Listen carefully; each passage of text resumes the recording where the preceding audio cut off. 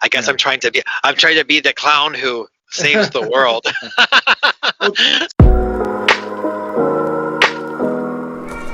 Hi, welcome back to Let Me Ask You Something, the weekly podcast where I, MD Pittman, talk to everyday, ordinary people about something extraordinary in their lives.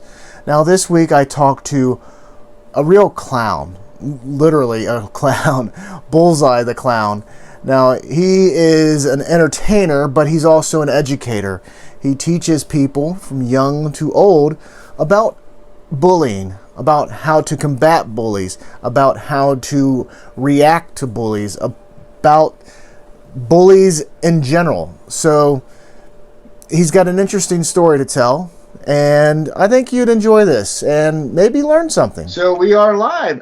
Welcome back to episode 10, lucky number 10 of Let Me Ask You Something, a weekly podcast where I talk to ordinary people who does something extraordinary. This week, I'm talking to some clown here. Literally, I'm talking to a clown. Bullseye the Clown. Now, he does a lot of stuff here, and I had your bio up here, and this is not graceful on my part here. So, you are a bullying expert with over 25 years of experience navigating and around and developing innovative tactics to dealing with bullies. And it says here in your bio, you are one of a kind. I can tell already you are. So let me ask you something, Bullseye. Why did you want to address bullying in this manner? Well, I never really wanted to talk about bullying, period, but it just seemed to keep creeping up. And when I became a clown, I thought that perhaps being a clown has a little different platform, as opposed to me just standing up on a stage being myself and going through bullying techniques and stuff.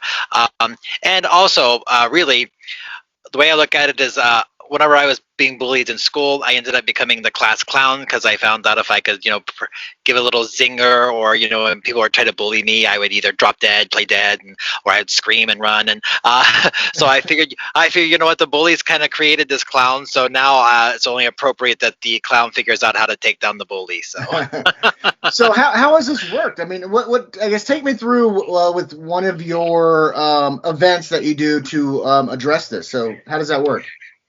Basically, what we do, we call it a bully-proof boot camp. So what we do is it's a very, very interactive.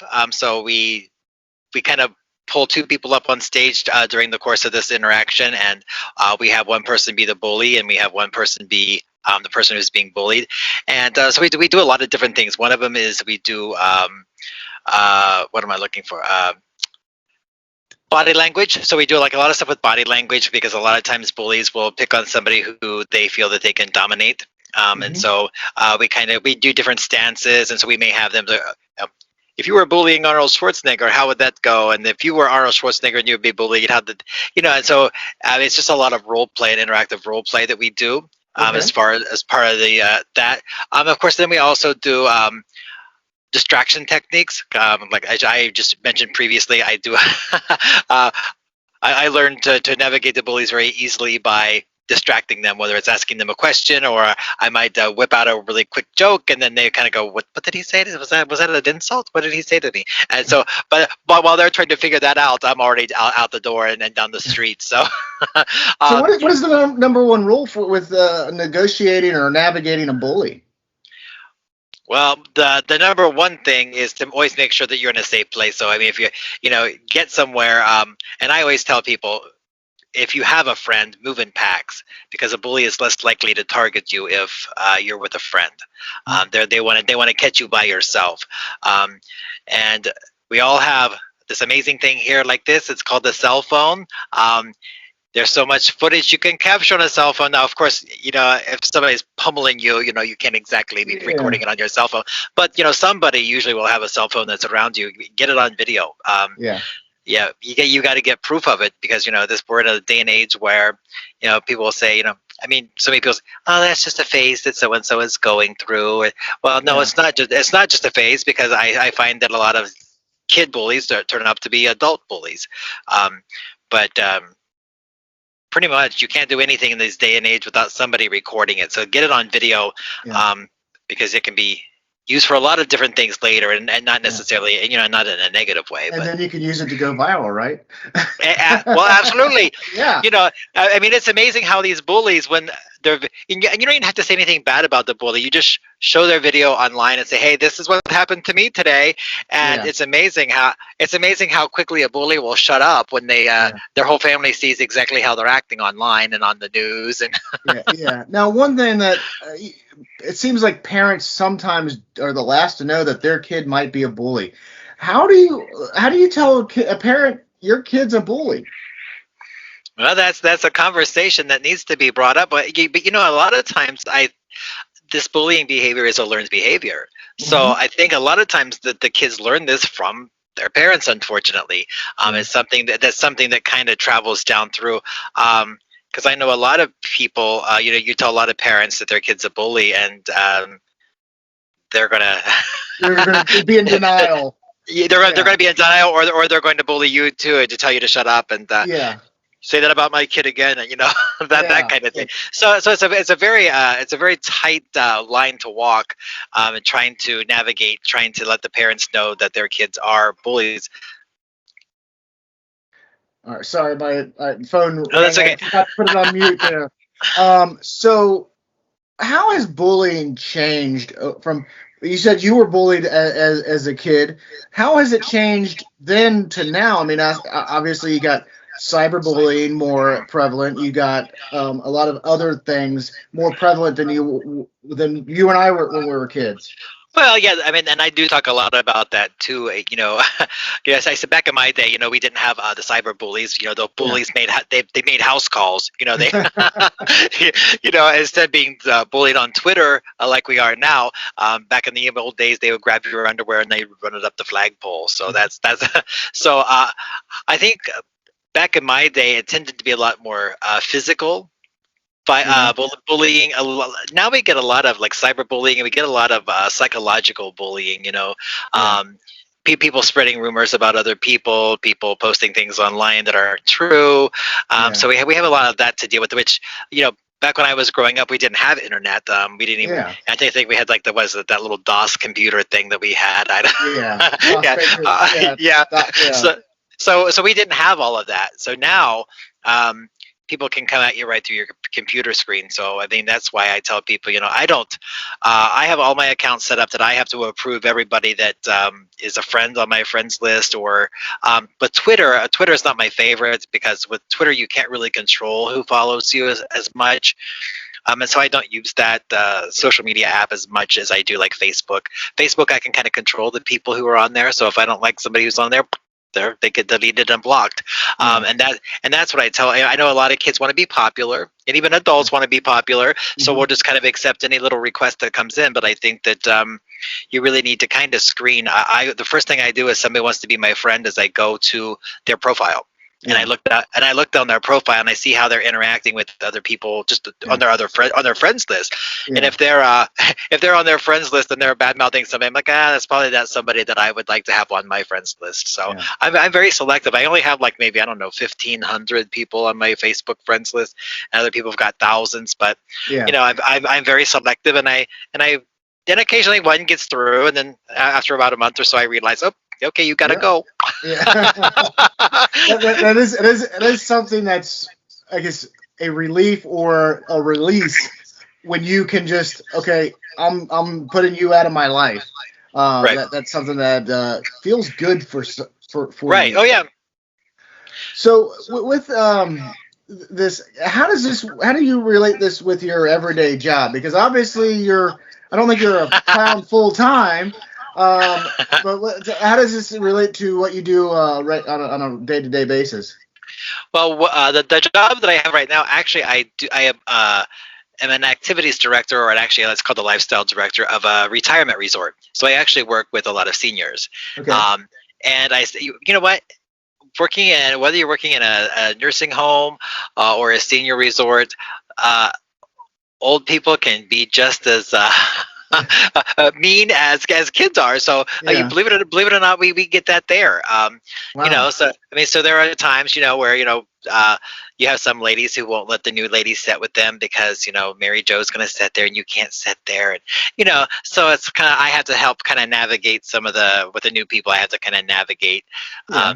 their integration into the community, and so sometimes we have to kind of let people know, hey, you're being a little rude and you're being a little, Yeah. you know.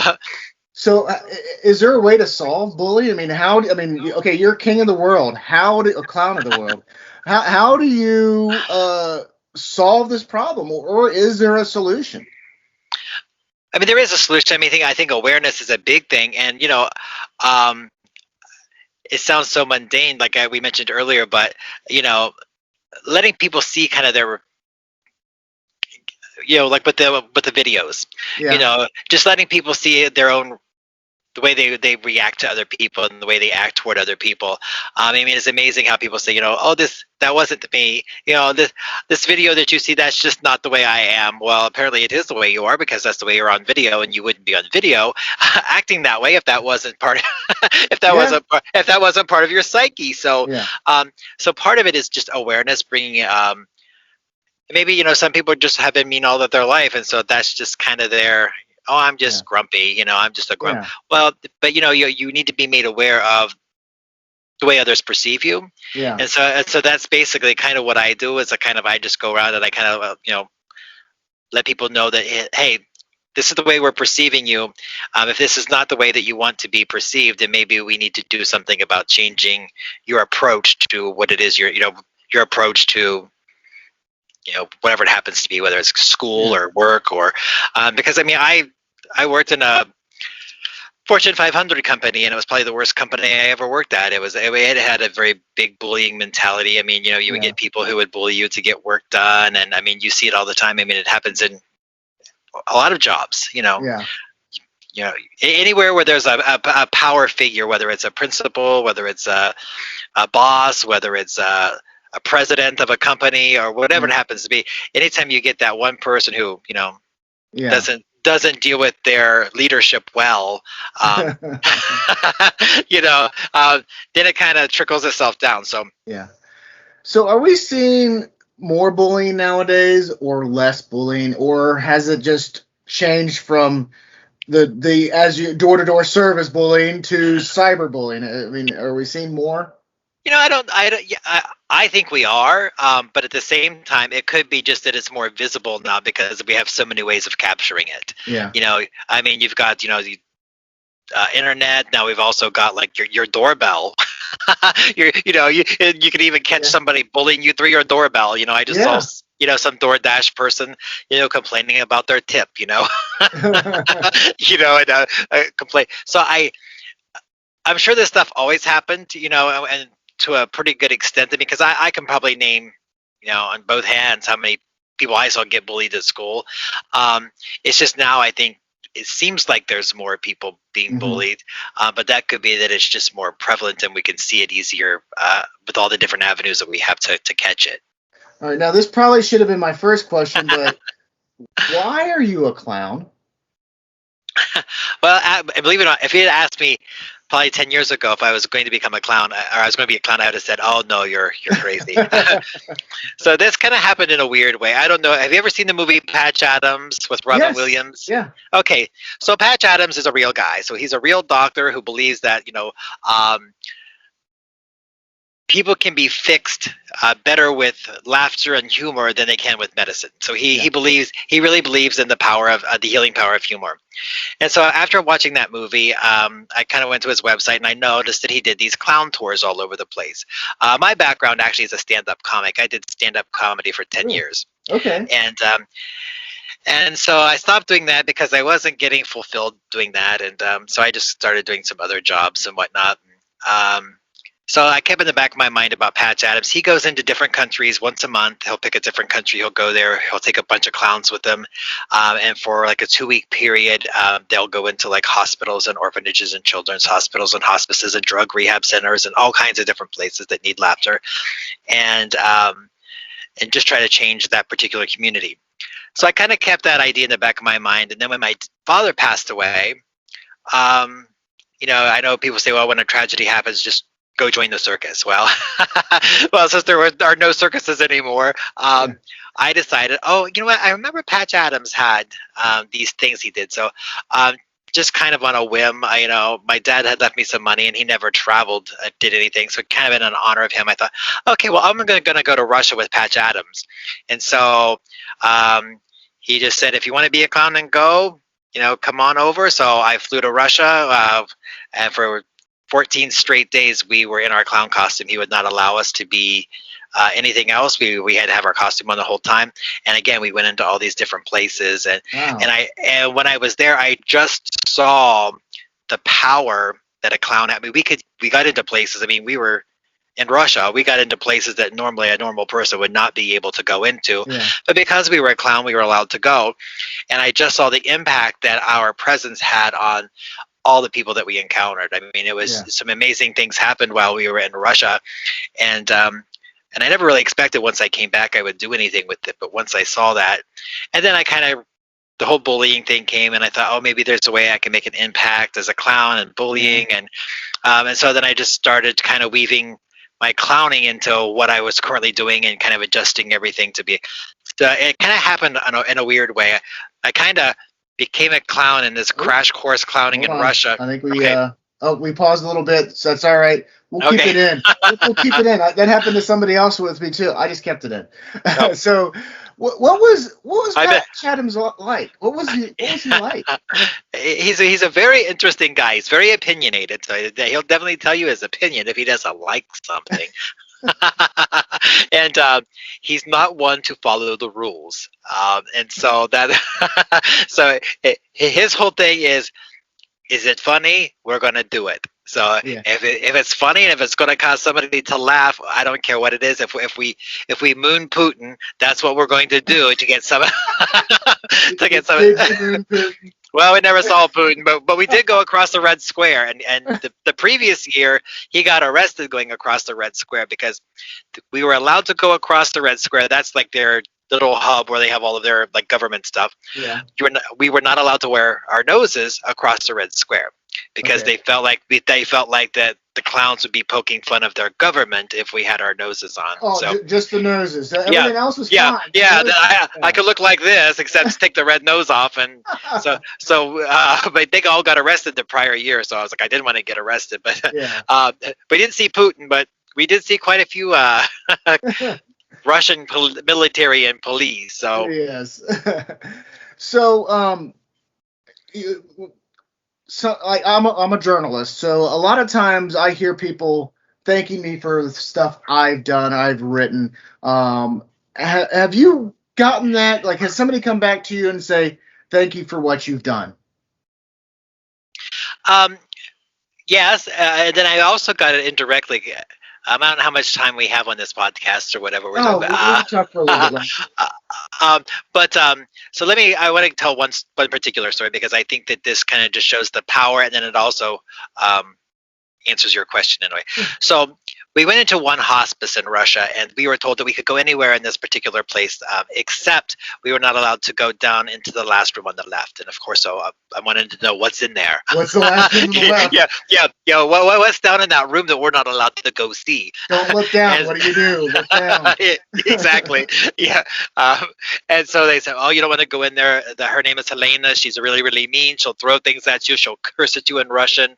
And so, of course, I'm like, I don't speak Russian, so I don't care. So I tried. I tried to obey their rules, and so we went into all of the other rooms, and I found myself at the very end standing there in front of this room.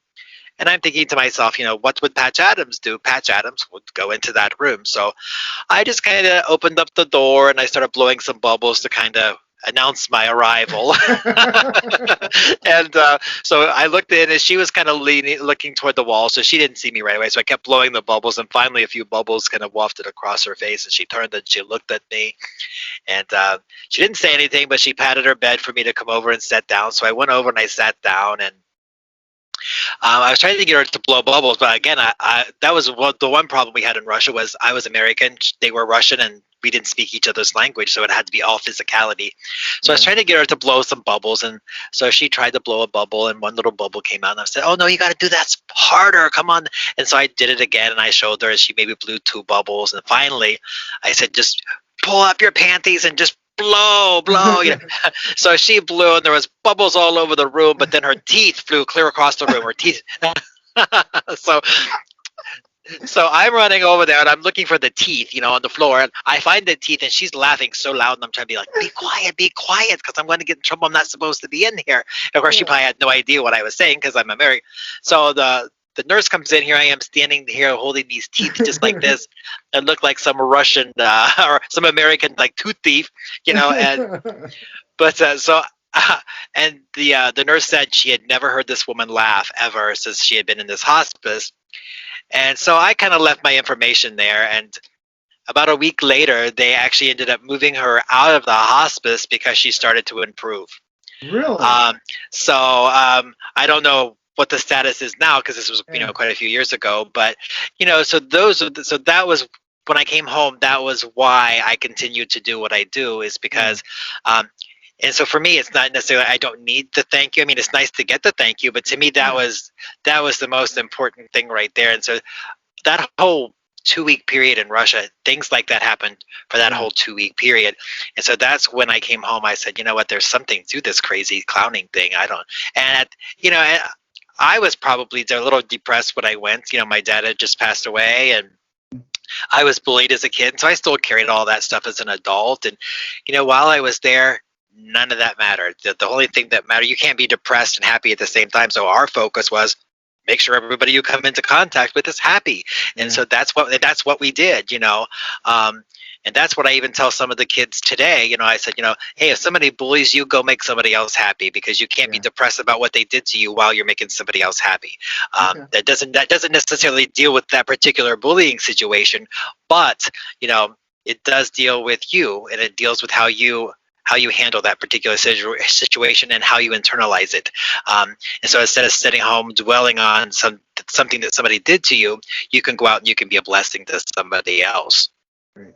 So have you confronted the person or people that bullied you as a kid? Have you ever encountered them again?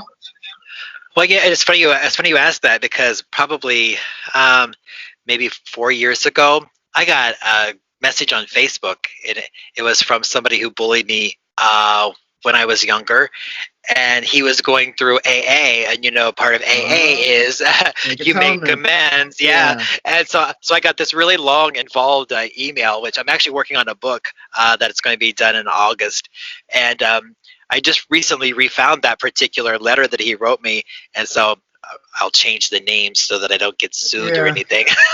But I'm actually going to print portions of that letter in the book, and kind of talk about, can a bully change?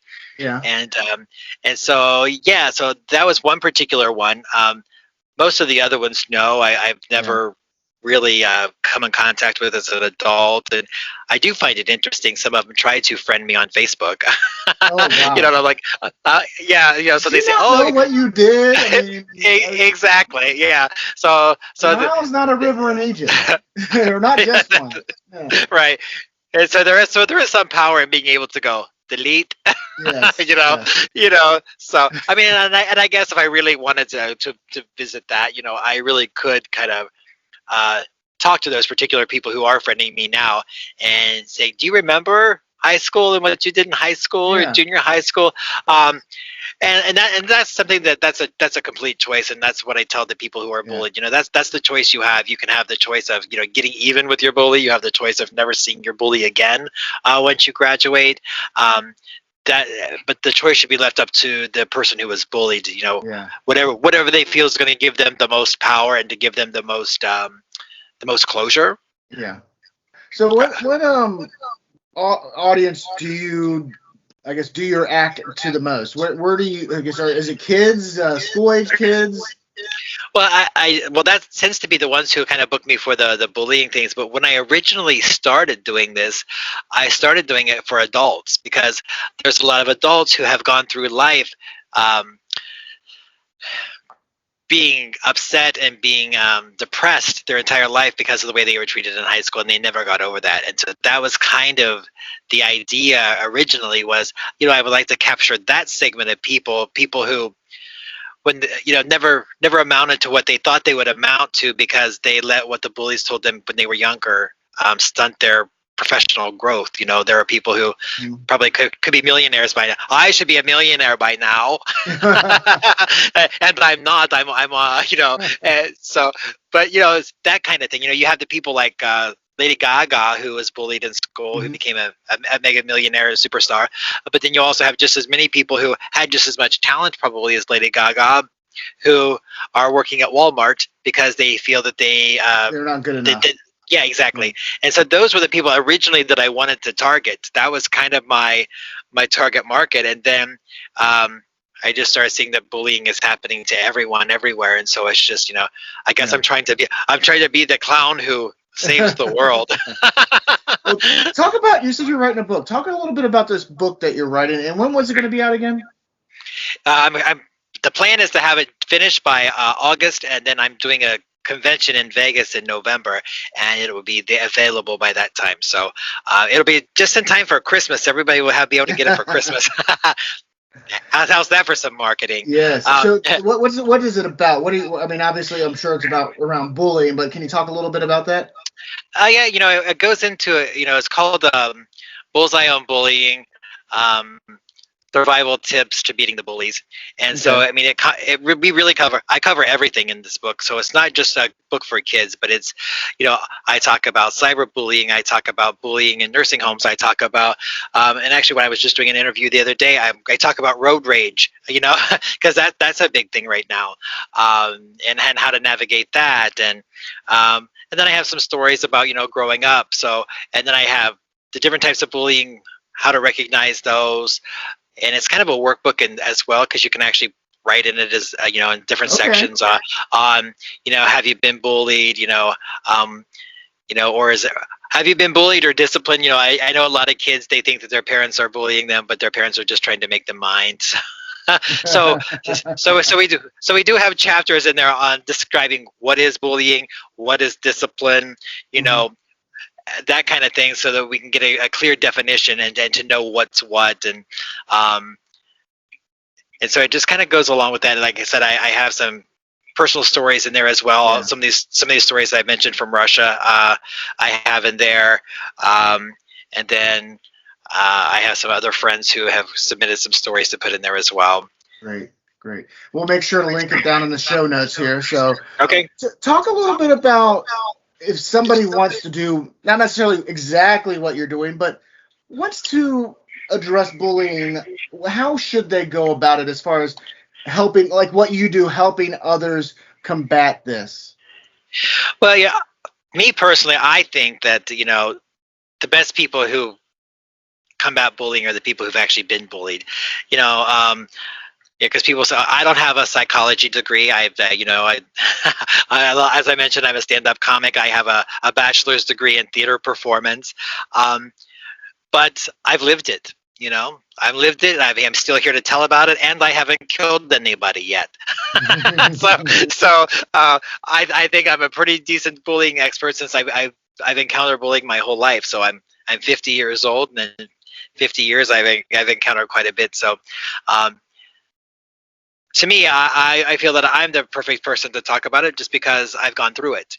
And that's who I would want to coach me through something, is somebody I know who's gone through it before. As opposed to you can read your books all you want and learn what the books say that you're supposed to do, but sometimes that doesn't work. The one thing, you go to any bullying book, and I cover this in my book, but you go to any bullying book, and the very first thing is tell somebody. Yeah. Well, that is true. You do tell somebody, but just because you tell somebody doesn't mean that the bullying is going to stop. Yeah. And chances are, once the bully knows you've told somebody, it'll get worse. Exactly. So my whole book is about, okay, so if that happens, here's what I did, and I talk about like the distraction techniques. I talk about traveling in packs. I talk about getting it on video. I talk about, so it's not just telling someone. That's the first step. And then you write it down, and there's like a little section where you can write it down in your book and who you told. And, But at some points, I think that especially schools, when you get bullying in schools, the school has to be accountable at some point. Mhm. At some point they have to take control and take over, because I mean that's for a lot of kids, that's where it's happening. And we're seeing a lot of, let's face it, we see a lot of school shootings and all that kind of stuff. And I think a lot of this could have been avoided if we had just handled some of those situations just a little sooner and kind of got to those a little sooner. Yeah. All right. Well, do you have any final thoughts? I think we are. I forgot to check the clock on when we started, but do you have any final thoughts for all the people watching and listening? So my final thought would be always to speak up, always to stand up for what you believe in, and to reclaim your authority over bullies. And that's kind of what I talk about in the book too. Is how do you take back the power? A lot of people don't realize that they have power, and they have authority. So I kind of discuss in the book what power is and what authority is. And if you've given it away, because I have, by not saying anything, you give your authority away to the bully. If you've given it away, how do you get it back? Yeah. And so that's one of the things we talk about. But just stay strong and tell someone, but also make sure that you tell somebody who can actually do something about it too. Yeah. Well, great. Well, Bullseye the Clown, it's been a pleasure. We'll make sure all your stuff is linked in the show notes below. And great, thank you very much for your time, Bullseye, and hopefully that book is successful for you. Thank you so much. Thank you for having me.